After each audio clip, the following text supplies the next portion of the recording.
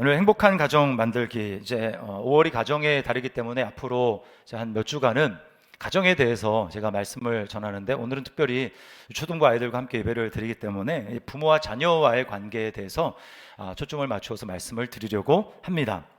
자, 어느 목사님 가정에서 식사를 하는데 이제 어린 아들이 있었어요.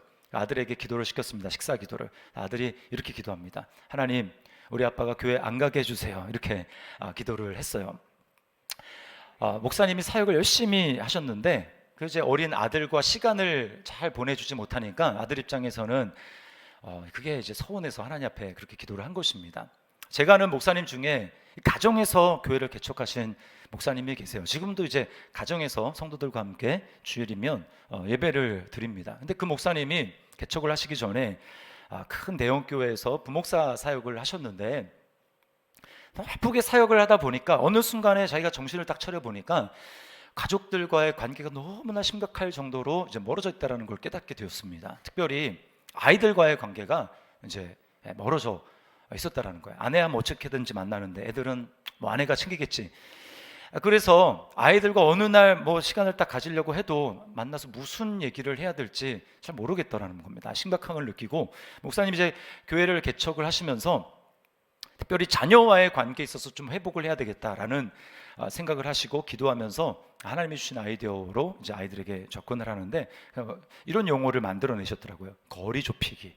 그래서 자녀들과 1m 거리를 두고 이제 마주 앉는 것입니다. 그리고는 눈을 쳐다보면서 한 시간 있는 거예요. 처음에는 굉장히 어색하고 무슨 말을 해야 될지 어떻게 해야 될지 그랬는데 시간이 지날수록 이제 마음이 열리게 되고 대화를 하게 되고 관계가 회복이 되었어요. 급기야 그런 말을 하지 않던 자녀들이 아빠에 대해서 이제 아빠가 아빠로 느껴져요 라고 하는 말을 이제 하게 됐다고 합니다. 제가 그래서 그 설교를 준비하면서 목사님 얘기도 떠오르고 하면서 이제 떠오른 드라마 제목이 있어요. 제가 그 드라마를 보지는 못했는데 아는 건 별로 없지만 가족입니다. 이런 드라마가 있더라고요. 그게 오늘날 우리 가족의 상황을 좀 잘 묘사해 주는 게 아닌가 싶습니다. 가족인데 여러분, 우리 가족이 우리가 선택한 거 아니죠? 태어나 보니까 가족입니다.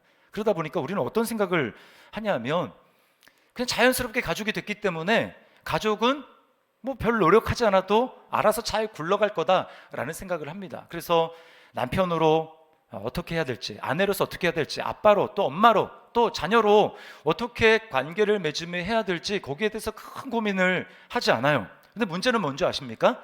우리가 고민을 하지 않는다는 얘기는 무의식적으로 답습하고 무의식적으로 나도 모르게 똑같은 상처를 흘려보내고 있다는 것입니다. 내가 부모님으로부터 받았던 상처, 내가 부모님이었을 때 내가 거기서 있어서 경험했던 좋지 못한 일들, 그것을 나도 모르게 답습하고 흘려보내고 있다는 거예요. 그거는 고민하지 않고 있으면 그렇게 될 수밖에 없다는 것입니다. 그러니까 여러분, 우리가 가정생활을 영위하면서 문제가 안 생기는 게 기적인 거예요. 문제가 생길 수밖에 없다는 겁니다. 세상은 너무 빨리 변하고 있어요. 그렇죠? 우리가 막 그걸로 절감하고 있습니다. 한 해 한 해가 다릅니다. 그리고 한 세대, 한 30년 안에 대한민국이 얼마나 많이 바뀌었습니까? 그러다 보니까 가정을 운영하는 방식에 대해서는 고민하지 않고 부모님에게 배우고 보고 들은 대로 그대로 답습하다 보니까 가정은 갈수록 갈등이 심해지고 문제가 있을 수밖에 없다는 거예요. 여기에 신앙의 문제가 결부되면 더 복잡해집니다. 이제 전에는 주일학교에 나오고 함께 교회를 나오고 예배를 드리던 자녀들이 이제 중학교가 되고 사춘기가 되고 고등학교 올라가고 또 대학교 들어가면 이제 신앙을 떠나기도 합니다. 교회 더 이상 나오지 않고 예배를 드리지 않게 돼요. 그러면 어떻습니까? 그걸 가지고 자녀들과 싸우게 되고 또 뭐 아예 이제 얘기하지 않고 신앙에 대해서, 예수님에 대해서 얘기하는 것이 굉장히 서먹한 그런 분위기가 되더라는 거예요. 자, 우리는 이런 가정 생활을 하면서 이런 질문을 하게 됩니다. 도대체 가정이 뭘까? 도대체 가정에는 왜 이렇게 문제와 갈등이 있을 수밖에 없을까? 그리고 이걸 해결할 수 있는 방법은 없을까? 어떻게 행복한 가정이 될 수 있을까? 이런 생각과 질문을 하게 되는 거예요. 자, 먼저 오늘 우리가 좀 생각해 볼 것은 가정이 어떻게 시작이 되었는가라고 하는 것입니다. 여러분, 가정은 최초에 생겨진 공동체고 조직입니다. 하나님이 만드셨어요. 다른 조직들과 다른 점은 내가 선택한 게 아니라는 겁니다. 여기 중에 혹시 가정을 내가 선택해서 태어나신 분 아무도 없죠. 내가 선택하지 않았어요. 사회 모든 조직들은 다 내가 선택합니다. 회사도, 학교도, 학교 이제 물론 초등학교 같은 경우에는 그러지 않을 경우가 있지만 대부분 다 선택을 하죠. 그러나 가정은 선택하지 않았어요. 제가 태어나 보니까 저는 강씨 집안에 태어났습니다. 제가 원한 게 아니에요. 그리고 좀 금수저 집안에 태어났으면 좋은데 금수저 집안에 태어나지 못한 평범한 가정에 태어났어요. 그리고 저희 아버지는 좀 온유한 분이셨으면 좋겠는데 그게 아니라 불의를 보면 막 참지 못하는 불같은 그런 성격을 가지신 분이었어요. 제가 아버지를 선택한 게 아닙니다. 그런 아버지를 태어나 보니까 그런 아버지였어요. 그런가 하면 아버지가 할아버지랑 별로 사이가 안 좋다는 걸 나중에 알게 됐습니다. 그러니까 친가와 왕래가 별로 없었어요. 그런가 하면 태어나 보니까 어머니가 안시성을 가진 분이셨습니다.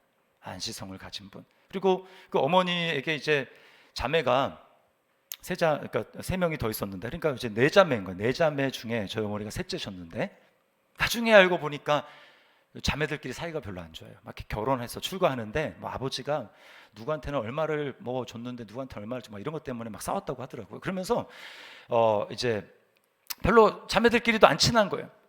그러니까 이모들이랑도 어렸을 때 그렇게 왕래가 별로 없었습니다. 제가 어렸을 때 굉장히 이제 명절 지나면 참 안타까운 일이 뭐냐면 다른 애들이 내가 명절 때 설날 때 이제 친가랑 또 외가 돌면서 고모나 또 이모들한테 정말 용돈을 엄청 많이 받았는데 저는 받을 용돈이 없는 거예요. 이거 제가 선택한 일이 전혀 아니었습니다. 그런가 하니까 또 태어나 보니까 부모님이 다 예수님을 믿는 분이었어요. 그래서 저는 저의 선택과 전혀 상관없이 어머니 뱃속에서부터 교회를 다녔습니다. 설교를 듣고 찬양을 듣고 어머니 기도 소리를 제가 듣고 자랐어요. 제 의지와 상관이 없는 일이었습니다. 자, 이렇게 내 의지와 상관없이 그냥 태어나서 보니까 가정에 속하게 됐는데 하나님은 이 가정을 통해서 어떤 일을 하기를 하나님이 계획하셨을까요? 그것은 바로 가족 구성원들이 서로 하나가 되어 사랑하기를 하나님은 원하셨습니다. 그것을 하나님은 자신의 그 삼위일체 되신 하나님의 모습을 통해서 보여주셨습니다. 하나님은 한 분이시지만 삼위로 존재하십니다. 아버지, 아들, 성령이 계시는데 그 하나님이 하나가 되어서 서로 사랑하며 섬기면서 하나가 이루어지는 것이죠. 가정 안에서 그런 일을 이루기를 바라시는 거예요. 서로 사랑하며 섬기면서 가족이 하나님을 닮아가는 아름다운 공동체가 되기를 주님은 바라시는 것입니다. 그래서 여러분, 가족은 하나님의 특별한 장치고 특별한 선물이에요. 여러분, 가정 안에서는 우리는 자신의 모습을 숨기지도 않고 숨길 수도 없습니다.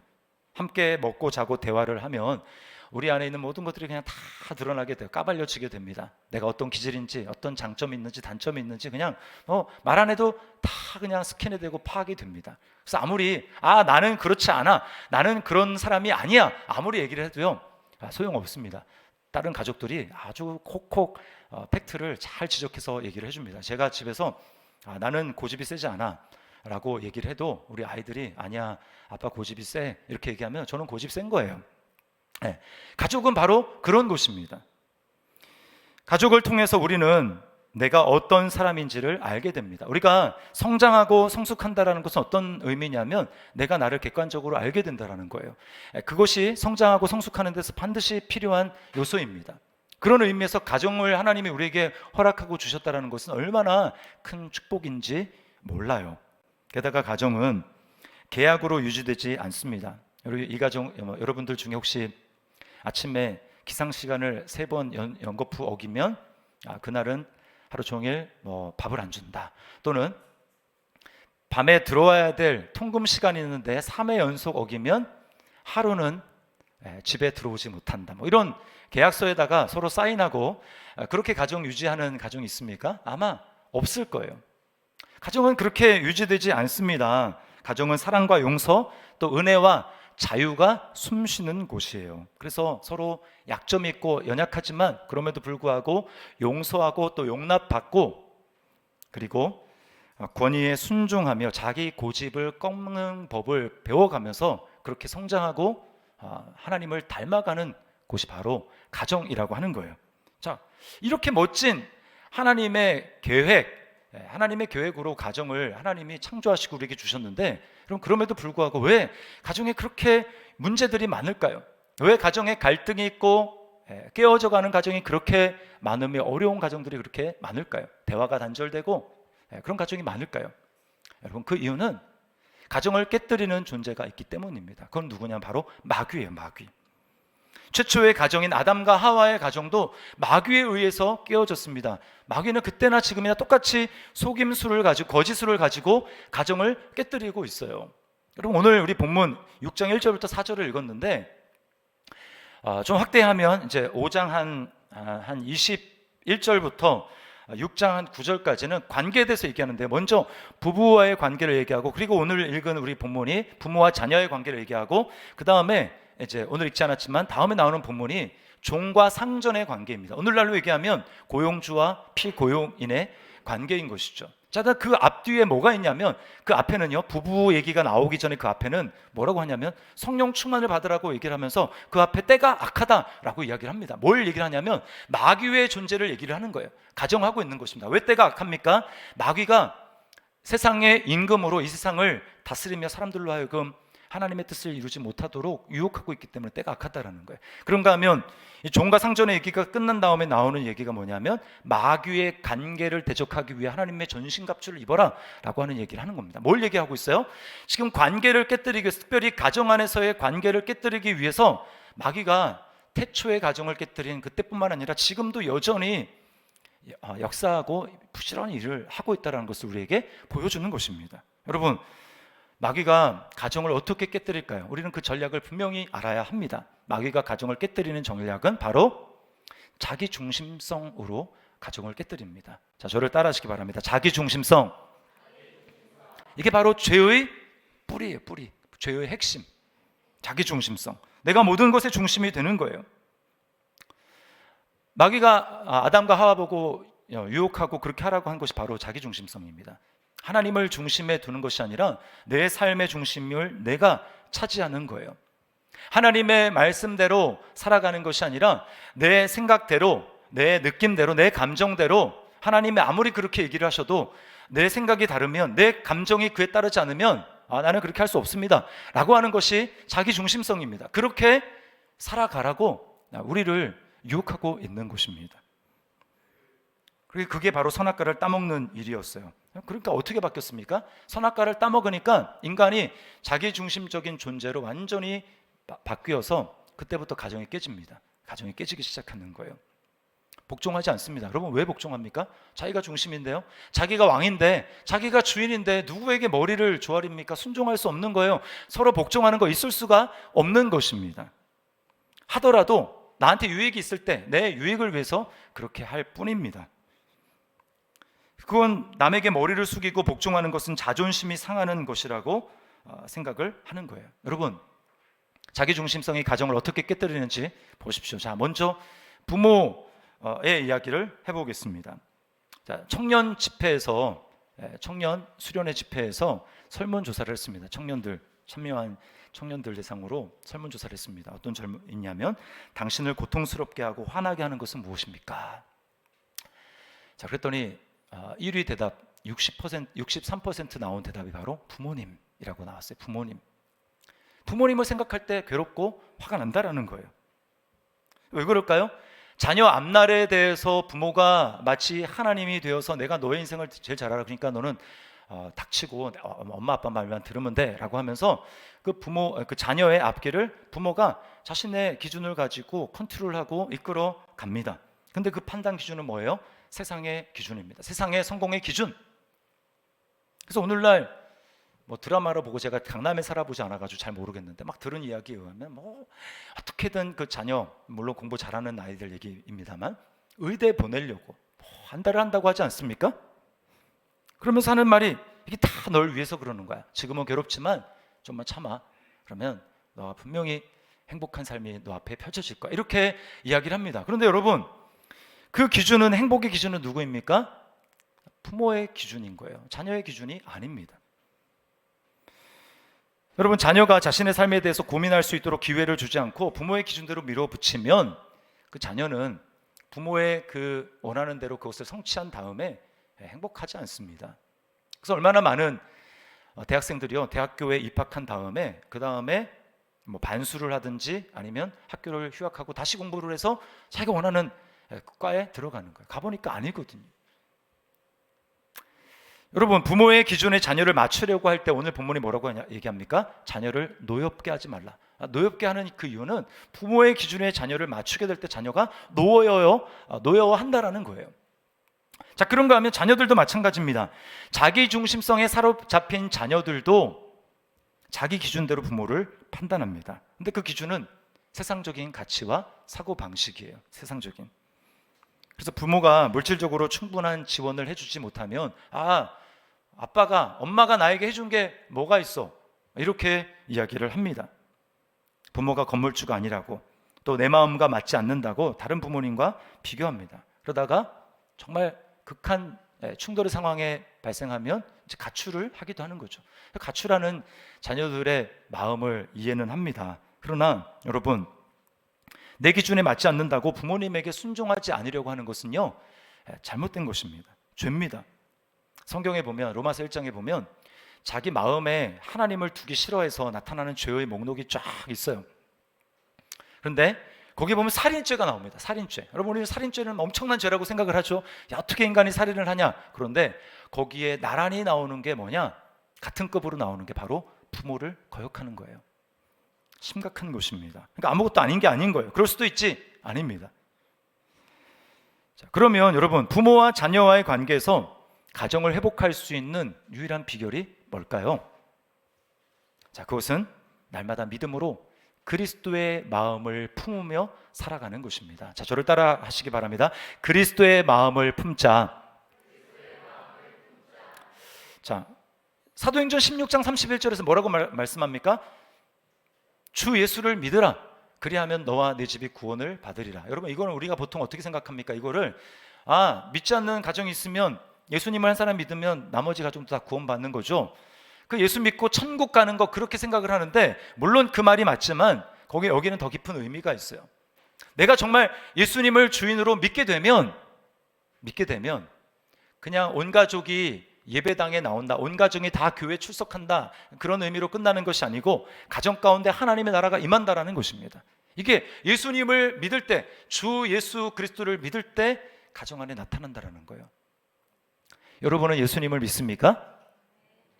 여러분은 예수님을 주님으로 영접하셨습니까? 여러분, 예수님을 믿는다라는 것은, 예수님을 영접한다라는 것은 나는 정기적으로 교회 예배에 출석하고 있습니다 라고 하는 의미가 아닙니다. 예수님을 믿고 영접한다라는 말은 나는 언젠가 누군가 기도를 할 때 내가 그 기도를 따라했습니다. 예수님을 내 마음에 모시는 기도를 따라했습니다. 그 기도를 했다고 예수님을 영접한 게 아닙니다. 예수님을 영접한다는 것은 이따금씩 내가 예배에 참여해서 눈물도 흘리고 감동을 받습니다 라고 하는 것도 아니에요. 여러분, 예수님을 믿는다라는 것은 아까 자기중심성 얘기를 했잖아요. 이제까지 내가 내 인생의 중심이 되어서 내가 생각하는 대로, 내가 하고 싶은 대로, 내 감정대로, 내 판단대로 내 인생의 중심에 대해서 살았던 나의 삶이, 나는 이제 죽었습니다, 난 그렇게 더 이상 살지 않습니다 라고 하는 고백입니다. 예수님을 믿는다라는 것은 이제 내 삶에서 내가 주인이 됐다는, 내가 죽고 예수 그리스도가 내 삶의 주인이 되신다라는 거예요. 그럼 이거는 매우 구체적인 얘기입니다.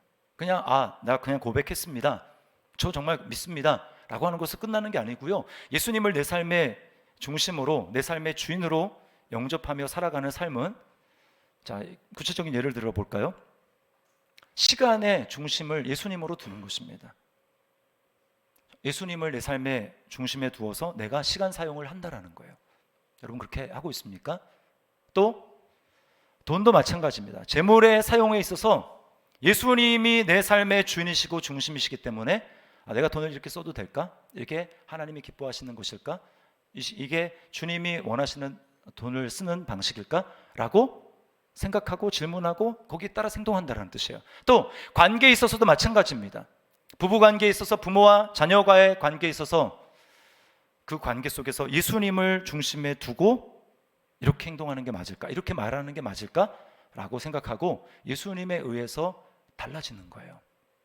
여러분, 이게 바로 예수님을 주인으로 모시며 산다라는 것이고 예수님을 믿는다라는 의미입니다. 이전에 내가 중심이 되어서 내가 하고 싶은 대로 내 생각대로 내 감정대로 하는 그런 나는 예수님과 함께 십자가에 죽었습니다 라고 고백하며 이제 예수님을 주인으로 중심으로 모셔서 그렇게 살아가는 거예요.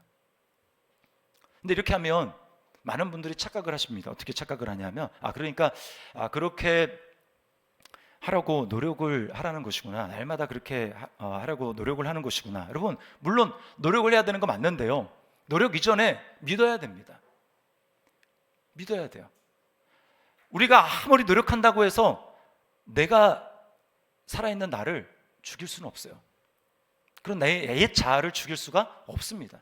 불가능해요. 만약에 그게 가능하다면 예수님이 십자가에 죽으실 필요가 없습니다. 그러므로 여러분, 예수님을 믿는다라는 것은 내가 여전히 살아있고 내가 열심히 당신을 위해서 살아보겠습니다 라고 하는 것이 아니고요, 예수님을 믿는다라는 것은 내가 죽는 것입니다. 십자가에서. 그게 예수님을 믿는 거예요. 그리고 이제는 그리스도 안에 있는 나로 살아가는 게 예수님을 믿는 것이지, 이전과 똑같은 방식으로 내가 내 생각대로 판단하고 내 감정대로 판단하고 내가 주체가 되어서 열심히 살아가는 것, 주님을 위해서 열심히 살아가는 것, 그것은 예수님을 믿는 게 아니에요. 먼저 죽는 일이 먼저입니다. 내가 죽을 수 없기 때문에 예수님이 십자가에서 죽으실 때 우리가 주님과 함께 십자가에 못 박힌 거예요. 그거를 받아들이는 것입니다. 너 나를 믿는다고 하는데 내가 십자가에 못 박힐 때 너가 중심이 되어 살던 너도 나와 함께 죽었다라는 거 너 받아들여야 돼. 내 노력이 아니고 주님이 죽으셨어요. 그래서 그것을 받아들이는 것입니다. 이제 내 생각대로 사는 게 아니구나, 내 감정대로 사는 게 아니구나, 내가 죽었음을 기억하고 내가 죽어야 주님의 마음을 품으며 살아가는 것입니다. 여러분, 왜 가정에서 부모님은 교회를 다니는데 자녀들은 왜 안 나갈까요? 아내는 예수님을 믿는데 왜 남편은 예수님을 믿지 않을까요? 1차적으로 그 책임은 여러분에게 있습니다. 여러분에게 있어요. 왜 그래요? 예수님을 믿는다고 하지만 실제로 믿지 않는 거예요. 믿음으로 받아들여서 살고 있지 않는 것입니다. 근데 여전히 내 중심으로 살아가는 거예요. 내 생각대로 내 감정대로 살아가는 것입니다. 내가 죽었고 이제는 예수님의 마음을 품고 살아가는 것이 아니라 여전히 내 생각과 내 감정대로 살아가니까 하고 싶은 말 그냥 다 하고, 이게 이 상황에서 주님이 내 안에 살아계시는데 내가 이 말을 해야 될까? 라고 하는 것을 정말 주님이 주인 되신다면 그것을 고민하고 그렇게 행동해야 된다. 그러지 않고 그냥 내가 하고 싶은 대로 하는 것, 그것은 믿는 게 아니에요.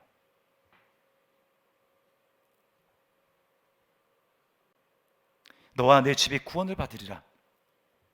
그냥 교회만 나오는 것이 아니라 가정 안에 실제적인 하나님의 나라가 임하고 변화되기 시작한다는 것입니다. 이게 바로 하나님이 주신 놀라운 약속이에요.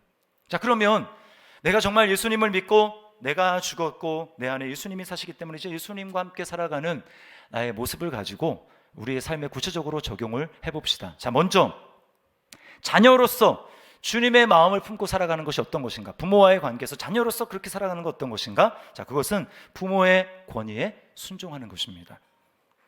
이게 바로 주 안에서 순종하라는 뜻이에요. 예수님을 한번 생각을 해보세요. 예수님은 완벽한 죄가 없는 분이십니다. 그런데 30년 동안에 육신의 부모님 밑에 있었어요. 요셉과 마리아.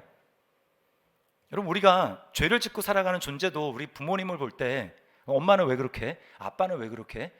그렇게 하면서 엄마 아빠의 말과 행동이 모순되는 것에 대해서 아이들이 불만이 많지 않습니까? 자, 그러면 죄가 아예 없는 예수님이 요셉과 마리아를 볼 때 커가면서 완벽하기 때문에 순종했을까? 성경에 보면 예수님이 온전히 순종하셨다고 말씀을.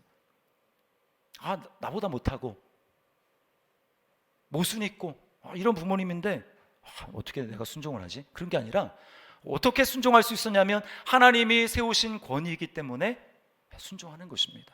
주님이 그렇게 순종하신 거예요. 여러분, 그러므로 예수님의 마음으로 순종한다라는 것은 부모님이 내가 기준에 봤을 때 맞기 때문에 순종하는 게 아니고요, 부모로 하나님이 세워주신 권위이기 때문에 순종하는 것입니다. 물론 부모가 예수님을 몰라요. 예수님을 믿지 않습니다. 그래서 하나님의 말씀과 완전 정배치되는, 정반대되는 거를 요구한다. 그럴 때는 거기에 대해서 거부할 수 있어야 됩니다. 그냥 그것도 다 받아들이는 것은 주님 안에서 순종하는 게 아니에요. 근데 그런다 할지라도 아빠는 엄마는 모르면 가만히 있어, 이런 식으로 무시하면서 불손한 태도로 하면 안 되고요, 공손한 태도로, 온유한 태도로 해야 되는 것입니다. 하나님은 태도를 보시는 거예요. 그러면서 최대한 부모님이 이해할 수 있게 설득을 해야 되는 것입니다. 자, 그런가 하면 부모로서 자녀를 주님의 마음으로 한다라는 것은 주님의 교훈과 훈계로 양육한다라는 것입니다. 근데 많은 분들이 주님의 교훈과 훈계로 양육한다라는 것은, 그러면 자녀들이 주일날이면 교회 갈 수 있도록 주일 성수를 하도록 만들고 11조를 할 수 있도록 가르치고 성경을 읽고 기도를 하도록 가르치는 것이라고 생각을 하는데요, 여러분, 그건 그 다음입니다. 여기 주님의 마음으로 자녀를 양육한다라는 것은 어떤 의미냐면, 예수님이 나에게 하신 그 방식 그대로 내가 자녀에게 한다라는 거예요. 예수님이 나에게 어떻게 하셨지? 그 방식대로 자녀에게 하는 것입니다. 그런 그 마음이 있고 난 다음에 자녀에게 11조도 해야 되고 주일 성수도 할 수 있도록 이렇게 가르쳐야 되는 거예요. 근데 만약에 주님이 나에게 하신 방식대로 자녀들에게 대하지 않으면서 자녀들이 해야 되는 규율만 가르친다면 자녀들은 예수님을 알 수가 없는 거예요. 기독교는 이렇게 뭐 하라고 말하고 하는 정말 얽어매는 종교구나 라고 하면서 하나님의 사랑과 예수님의 은혜를 인격적으로 경험하고 만나기도 전에 질려버리는 거야. 괴롭다, 싫다, 하나님을 경험할 수가 없는 것입니다. 주님이 나의 연약함을 용서하신 것처럼 주님의 온유한 마음으로 우리가 자녀들에게 하는 것입니다.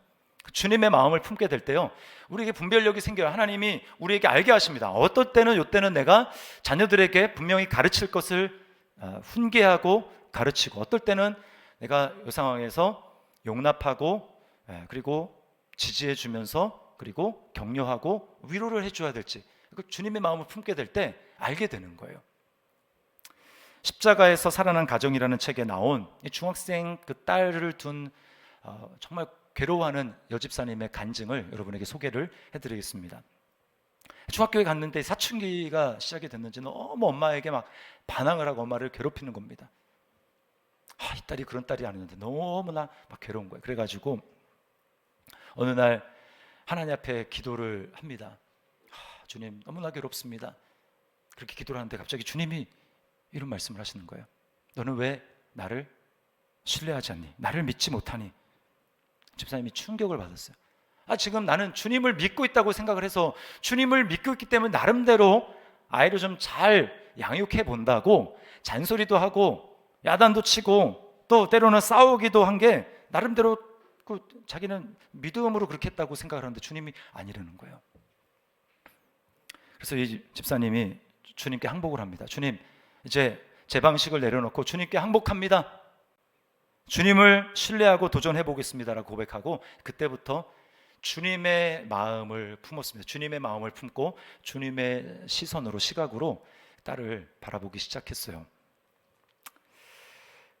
시키고 싶은 일이 있으면, 지시하고 싶고 시키고 싶은 일이 있으면 기도를 합니다. 기도로, 하나님, 딸에게 이런 마음이 생기게 해주세요. 딸이 스스로 결정하게 해주세요. 그리고는 대화를 할 때 살짝 이제 유도는 하긴 했지만 명령은 하지 않습니다. 그리고 딸이 잘못한 일이 생기면 전에 같으면 그냥 바로 식사포로 나갈 텐데 이제 그러지 않고 하나님 앞에 기도하는 거예요. 하나님, 딸이 이런 잘못을 했는데 제가 뭐라고 어떻게 말을 해야 할까요? 주님 앞에 기도하고 묻기 시작한 것입니다. 자, 그러다가 관계가 점점 좋아지다가 어느 날 제 딸이 중요한 시험을 앞두고, 고등학교 올라가는데 아주 중요한 시험인데 시험을 앞두고 딸이 이렇게 말을 하는 거예요. 엄마, 저 일주일만 놀고 싶어요. 허락해 주세요. 그렇게 이야기를 했습니다. 전에 같으면 네가 정신이 있느냐 없느냐, 지금 얼마나 중요한 시기인데 그걸 말이라고 하느냐, 뭐 이렇게 단칼에 잘라버렸을 텐데 마음에 주님이 허락해 주라는 그런 마음을 주셨어요. 그래서 허락을 해줬습니다. 여러분, 근데 허락을 하고 그 다음에 온전히 참는 거는 그 엄마 몫인 거 알죠? 정말 온전히 일주일을 놀까 그랬는데 정말 온전히 일주일을 노는 거예요. 막 늦게 일어나고요, 막 뒹굴뒹굴하고 음악을 듣고 게임을 하고, 그리고 뭐 하고 싶은 거 다 하고 그 친구 만나고 막 잘 참다가 5일째 도저히 막 폭발 일부 직전까지 갔습니다. 근데 그걸 자기를 이기기 위해서 집사님이 금식을 하셨어요. 자기를 이기기 위해서 금식하면서 참아냈습니다. 마침내 마지막 날, 7째 날 다 되고 딸이 밖에 나갔다가 들어오면서 예쁜 티셔츠를 사가지고 엄마에게 선물을 하면서 이렇게 말을 하더래요. 엄마는 나를 3번 놀라게 했어요. 일주일 동안 맘대로 놀고 싶다는 것을 허락해 주셔서 놀랬고, 화내고 잔소리 퍼붓지 않아서 놀랐고, 공부 얘기 한 번도 안 해서 놀랐어요. 그래서 너무 좋았어요. 여기서 그랬으면 좋을 우리 친구들 있죠? 네? 믿어줘서 고마워요. 엄마가 정말 좋아요. 일주일간 정말 신나게 놀았으니 이제 열공 모드로 바꿀게요. 그리고는 딸이 확 바뀌었다고 이야기를 합니다. 이렇게 얘기하면 또 집에 가서 엄마, 목사님 얘기 잘 들었지? 이렇게 또 자기 할 건 안 하고 부모님에게 하는 그런 우리 중고등부 아이들, 또 청소년 아이들 없을 거라고 생각을 해요. 여러분, 가족은 하나님이 주신 놀라운 선물입니다. 가족 안에서 사랑하고 섬기고 또 하나 됨으로 우리 인격이 예수님을 닮아가고 하나님을 닮아가도록 하나님 우리 가정을 선물로 주셨어요. 그런데요, 내 힘으로는 절대 안 됩니다. 내 마음, 이전에 살던 나의 방식 절대로 불가능해요. 우리에게 주님의 마음을 품어야 하는 것입니다. 예수님을 믿을 수 있도록 해주신 게 얼마나 감사한지 몰라요. 내 마음을 내려놓고 그래, 주님의 마음으로 내가 부모님의 권위에 순종해야지.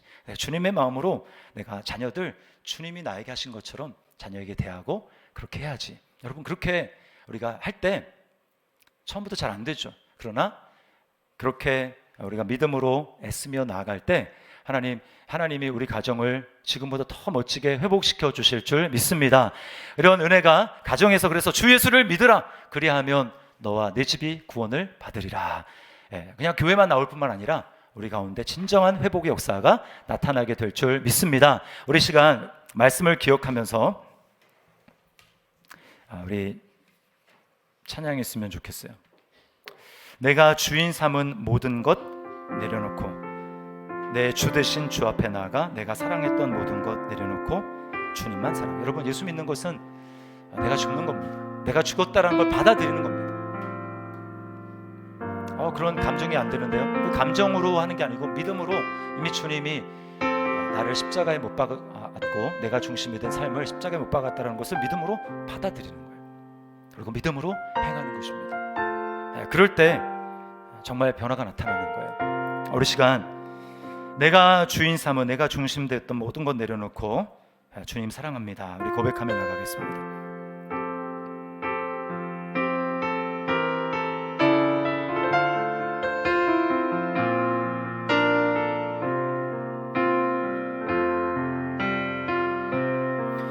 내가 주인 삼은 모든 것 내려놓고 내 주 되신 주 앞에 나가 내가 사랑했던 모든 것 내려놓고 주님만 사랑. 다시 고백합니다. 내가 주인 삼은 모든 것 내려놓고 내 주 되신 주 앞에 나가 내가 사랑했던 모든 것 내려놓고 주님만 사랑. 주 사랑 거친 풍랑에도 주 사랑 거친 풍랑에도 깊은 바다처럼 나를 잠잠케 해. 주 사랑 내 영혼의 반석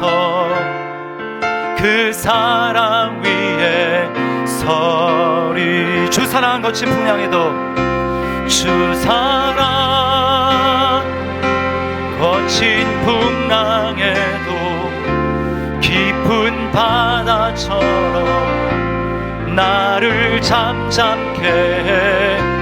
주 사랑 내 영혼의 반석, 그 사랑 위에 서리. 주의 손에 나의 손을 포개고,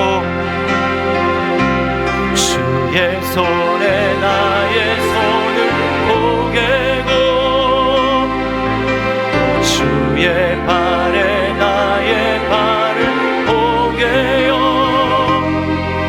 나 주와 함께 죽고 주와 함께 살리라. 영원토록 주 위에 살리라. 주의 손에 나의 손을 포개고, 주의 발에 나의 발을 포개요. 나 주와 함께 죽고 주와 함께 살리라. 영원토록 주 위에 살리. 다시 한번 고백하며, 주의 손에 나의 손을, 주의 손에 나의 손을 포개고, 주의 발에 나의 발을 포개요. 나 주와 함께 죽고 주와 함께 살리라. 영원토록 주 위에 살리라. 주 위에 살리라. 우리 말씀을 기억하면서 우리 기도했으면 좋겠습니다. 여러분, 예수님을 믿는 것을 여러분 뭐라고 생각하고 알고 있습니까? 예수님을 믿는 것은 내가 죽는 겁니다. 내가 죽어야 내 안에 예수님 생명이 나타나고, 내가 죽어야 내 안에 부활의 생명이 나타나는 거예요. 여전히 입으로는 내가 예수님을 믿는다고 하지만 여전히 내가 중심이 돼서 하나님 말씀을 판단하고, 주님, 그런데 내 기분이 지금 그렇지 않습니다. 주님, 저는 그렇게 생각하지 않는데요. 그거는 저한테는 해당되는 거 아닌 것 같습니다. 하나님 말씀을 여전히 내가 중심이 돼서 생각하고 판단하고, 거기에는 어떠한 생명도 나타나지 않습니다. 주 예수를 믿으라. 그리하면 너와 내 집이 구원을 받으리라. 그 믿는다라는 것은 내가 죽지 않은 상태로 나의 열심으로 끊임없이 뭔가를 하고 주님을 위해서 살아보려고 하고 이것저것도 한다라는 그런 의미가 아닙니다. 주님을 믿으라는 얘기는 내가 십자가에서 내가 중심이 된 나의 옛자가 죽었음을 받아들이라는 거예요. 너 정말 죽었다고 받아들이냐? 그렇게 믿느냐? 내가 죽을 때에 비로소 주님의 마음을 품을 수가 있습니다. 내가 죽을 때에 주님의 마음을 품고 그 주님의 마음으로, 내 마음에는 들지 않지만 하나님이 우리 가정에 권위로 세워주신 부모님의 권위에 순종할 수 있습니다. 주님의 마음을 품을 때에만 내 기준으로 봤을 때 성에 차지 않고 이렇게 저렇게 정말 통제하고 싶은 그 자녀를 주님의 마음으로 인내하고 양육하며 나갈 수 있습니다. 주님의 마음을 품어야 돼요. 그것은 내가 주님을 믿을 때 가능한 것입니다. 내가 주님과 함께 십자가에 죽었다라는 것을 정말 받아들이고 믿을 때 내 안에 일어나는 것입니다. 그럴 때 너와 내 집이 구원을 받으리라. 자녀들 안에, 믿지 않는 가족들 안에 나를 통해서 예수님을 보는 거예요. 달라졌구나. 이 시간 우리 말씀을 기억하면서 하나님 앞에 결단하며 기도했으면 좋겠습니다. 부모로서 또 자녀로서 주님, 내가 예수님의 마음을 품고 그렇게 내가 행하겠습니다. 주님, 그래서 우리 가정이 더 놀라운 가정으로 변화되는데 내가 주님의 손과 발이 되어 쓰임받기를 원합니다. 주님 나를 사용하여 주옵소서. 우리 시간에 그렇게 기도하며 나가도록 하겠습니다. 기도하시겠습니다.